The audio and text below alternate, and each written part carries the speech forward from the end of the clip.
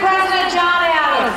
And Abigail Adams wrote in her journals, in her diaries, and her letters, a very personal insight. And she said this.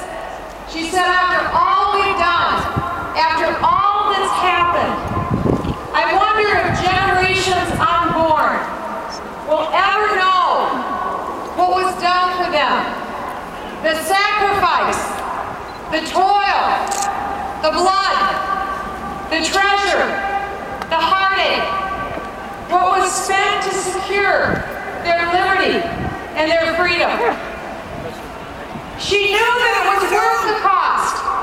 The founders knew that it was worth the cost. And think of where you stand. You literally stand with us on hallowed ground. This is hallowed ground of freedom.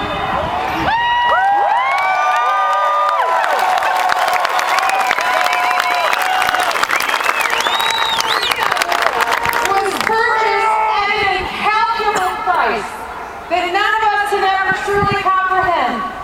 And for 233 years, every generation that has come before has faithfully handed the baton of freedom to the next generation. And so now we are that privileged generation. Privileged to be here today.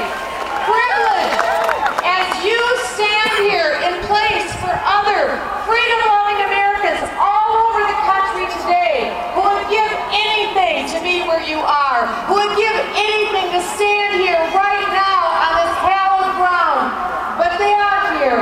Can you feel them? Yeah!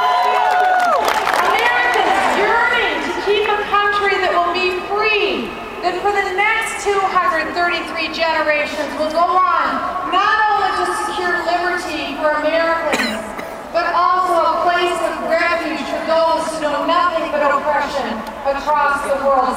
America is that country for good and freedom.